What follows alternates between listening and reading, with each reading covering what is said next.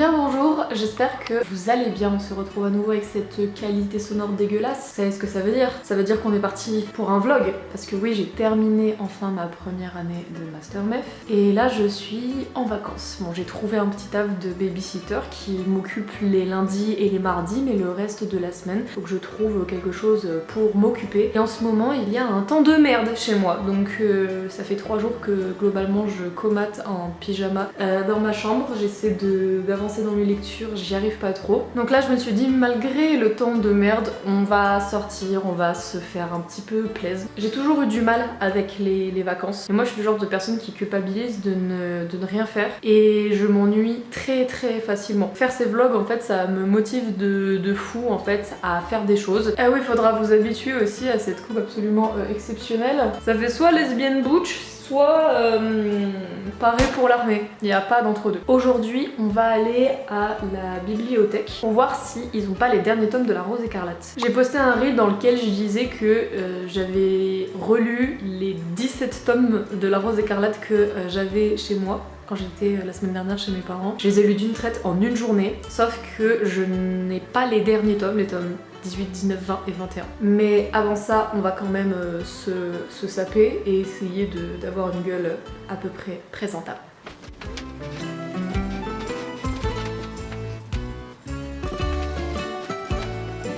Cette dégaine, catastrophe. Catastrophe, mais au moins je suis bien. Voilà.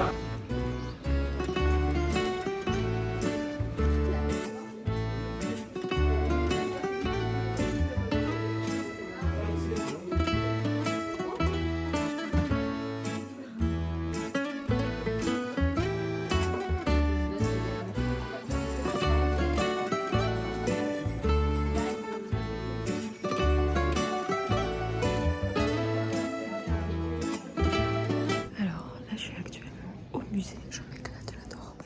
Ça me détend de ouf de regarder des œuvres d'art. Bref, je chuchote parce qu'apparemment faut chuchoter dans les musées pour pas déranger les tableaux et les gens qui admirent. Je suis allée à la bibliothèque du centre-ville, sauf qu'ils n'avaient pas La Rose écarlate. Ils m'ont dit ouais mais en fait ça c'est la bibliothèque jeunesse. Oui parce que je lis des BD pour enfants visiblement. Du coup elle ouvre qu'à 16h, il est 15h. Je suis allée dans un barrage où j'ai fait une mini crise d'angoisse à cause du monde, mais en fait ça va bien. Et là je fais le musée en attendant 16h. C'est trop bien, j'adore.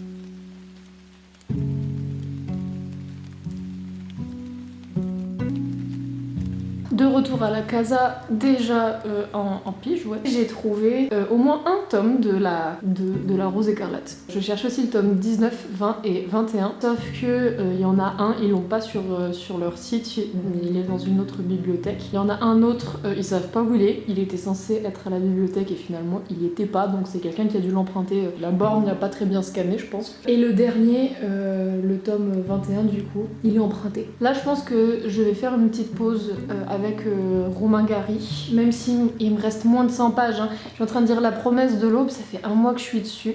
Je trouve ça un peu long, j'en reparlerai peut-être un peu plus tard dans la vidéo quand je l'aurai terminé. Là, je vais faire une petite pause bande dessinée du coup. Je sais pas comment les gens ils font là pour faire ça genre tous les week-ends, sortir en plus le soir et tout. Ah, j'ai juste envie de dormir.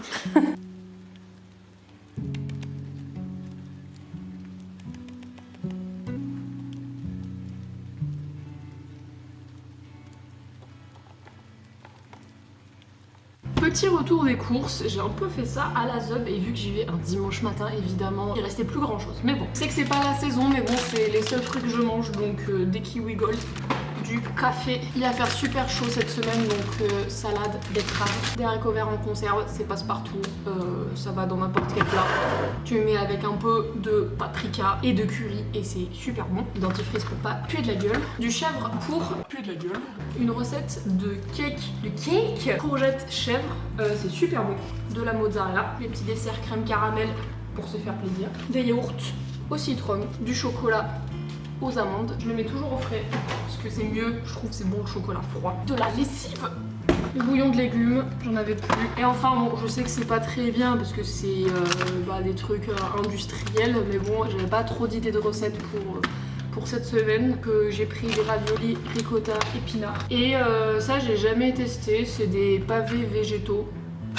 Voilà, donc il y en a un pour moi, pour mon chéri. Épinard fromage. Comme vous avez dû le voir dans ce panier, il n'y a pas de viande parce que ça fait quelques mois déjà que j'essaie d'adopter un régime végétarien. Si le peu de fois où je sors, j'ai pas prévu que dans le restaurant où j'allais, il y allait avoir des alternatives végétariennes, bah c'est pas grave, je prends un plat avec de la viande, je chipote pas, je passe quand même un bon moment. Mais chez moi, quand je fais mes courses, ben je ne mange pas de viande. Quand je vais chez des gens, si je le peux, je prends toujours des alternatives végétariennes. Quand je rentre chez mes parents, ils savent que du coup je ne mange pas de viande, ils me préparent toujours des plats sans viande ou des recettes végétariennes. Eux aussi ça leur fait varier les plats. Voilà, je dirais que depuis janvier j'ai dû manger 4-5 fois de la viande en réalité. Et c'était des cas exceptionnels où ça faisait vraiment très longtemps que j'en avais pas mangé. Voilà, généralement c'est pour des occasions où je sais que là où je vais manger il va y avoir de la bonne viande, ça va pas être de la merde, des steaks surgelés plein d'eau et de graisse trouvés en supermarché. Donc à ce moment-là, je m'accorde ce petit plaisir. Je ne suis pas végane, cela dit. Je mange encore du fromage, des œufs, je me nourris exclusivement d'œufs en fait. J'ai l'impression c'est une de mes principales sources de protéines à chaque repas. Même si j'essaie de varier avec des alternatives végétales, j'aime beaucoup les lentilles, les pois chiches, tout ce qui est légumineuse et tout. Même des fois pour des goûters, voilà, je prends des barres de céréales protéinées, ça fait mon apport en protéines et c'est très bon aussi.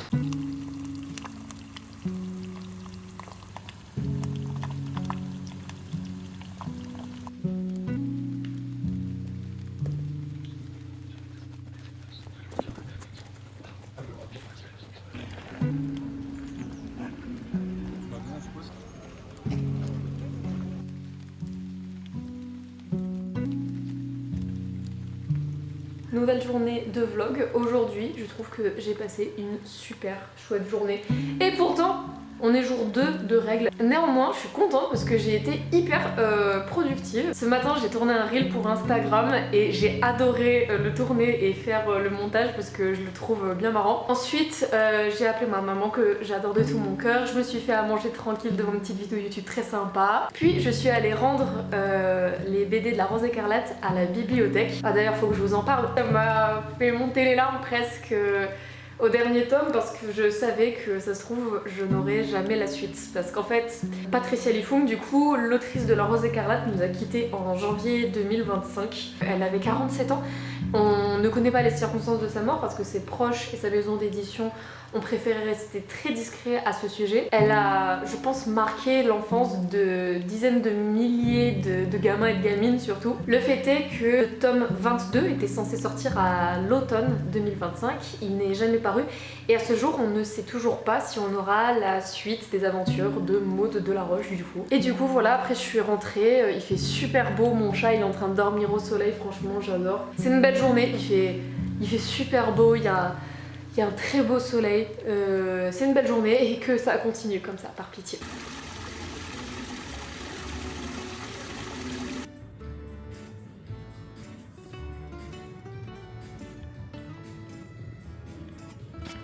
Est-ce qu'on valide le make-up ou pas? Ça fait très longtemps que je me suis pas maquillée. Là j'ai mis, je sais pas si ça se voit vraiment mais je peux pas plus zoomer parce que ça fera pas la mise au point. J'ai mis du eyeliner, enfin j'ai pas trop eyeliner, ça fait longtemps que j'en ai pas fait. Du liner et du mascara bleu, petit gloss tout sympa. Un peu de poudre brillante sur le nez, ça aurait été du fard à paupières, mais bon c'est pas grave. Quelques petites bagouses bleues, dans un mood bleu, je sais pas pourquoi.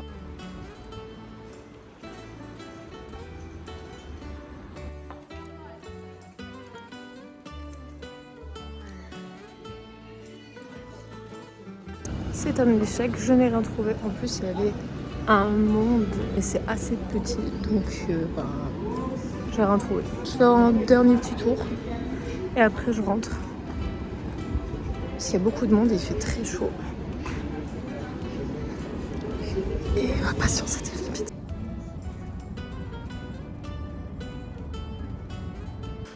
J'ai fini la promesse de l'aube de Romain Gary, et pendant que j'étends mon linge, je vais vous faire un petit retour dessus. Alors honnêtement, j'ai trouvé qu'il y avait des passages qui traînaient un petit peu trop. Je me rends compte que j'ai de plus en plus de mal avec les autobiographies, notamment d'hommes, parce qu'il y a des moments où ils parlent, bon forcément beaucoup d'eux, mais dans un style très littéraire, très romancé, très méta. Et malheureusement, je trouve que Romain Gary fait pas exception de ce côté-là. Heureusement, c'était pas ça pendant tout le bouquin. Je pense que l'autobiographie d'un gars qui m'a le plus marqué en ce sens, c'était celle de Santiago Amigorena, le premier exil je crois, et ça m'avait un petit peu gonflé. Étant donné que Romain Gary a servi la résistance pendant la Seconde Guerre mondiale, il y avait notamment sur la fin du livre des passages sur des combats, et ça j'ai du mal aussi avec les passages qui parlent de la guerre, sur l'aspect juste militaire. Donc voilà, en raison de ces longueurs, de réflexions parfois un petit peu trop littéraires et pompeuses, et du temps que j'ai passé sur ce bouquin, ça fera pas partie de mes meilleures lectures de l'année. Cela dit, c'est vraiment un bouquin qui m'a permis d'en apprendre davantage sur un de mes auteurs préférés. Parce que je commence sincèrement à beaucoup apprécier Romain Gary, non seulement pour sa plume, mais aussi pour ses engagements, ses ambitions, pour sa personne, qu'on retrouve énormément du coup dans La Promesse de l'Aube, qui est profondément humaniste, empathique et qui contre toute forme d'injustice et de tyrannie. Il est loin d'être parfait évidemment, mais c'est un homme qui je trouve porte quand même de très belles valeurs en lui. Portait de très belles valeurs en lui parce que Romain Gary s'est suicidé en 80 à Paris. Et c'est surtout un homme qui a eu, j'ai l'impression, 1000 vies. Et d'où est-ce qu'il tient toutes ces valeurs? Et ben c'est de sa mère, parce que La Promesse de l'Aube de Romain Gary, j'ai l'impression que c'est aussi une ode à sa maman Nina. Ils sont partis de Lituanie ensemble, donc ils faisaient partie de l'ancienne URSS du coup. C'était une femme hyper forte, hyper ambitieuse, qui a toujours cru en son fils. Et il parle beaucoup d'elle dans La Promesse de l'Aube évidemment. Il veut la rendre fière, il veut la remercier en fait de tous les efforts, de tous les sacrifices qu'elle a fait pour lui. Et c'était quand même un sacré bout de femme cette Nina. Alors autant ça se voit qu'il lui voue beaucoup de respect, autant il va pas en faire une déesse non plus ou la diviniser. Elle est profondément humaine et j'ai beaucoup aimé la façon dont il lui rendait hommage dans ce livre. Donc c'était quand même vachement touchant. Néanmoins je trouve que ça reste quand même un très bon livre. Évidemment ça reste du Romain Gary. Et si vous voulez en apprendre plus sur le vécu de cet auteur, je pense que c'est un bon moyen de le faire que de lire La Promesse de l'Aube. Je n'ai plus de batterie pour terminer ce vlog, donc dans ma caméra, pardon, donc je prends mon téléphone portable. Je reviens d'une petite balade, je profite du soleil, il fait 30 degrés dehors, il fait super chaud, on a pris 10 degrés en une semaine. Et vu qu'aujourd'hui mon copain a terminé les cours, il a fini sa première année, je peux m'avancer en disant que je crois qu'il est major de sa promo quand même. Je lui ai pris des petites fleurs. Je les trouve trop belles. Et c'est là-dessus qu'on se dit au revoir, sur des jolies fleurs, sur un beau soleil. Et peut-être qu'on se reverra dans une partie 2. Des bisous!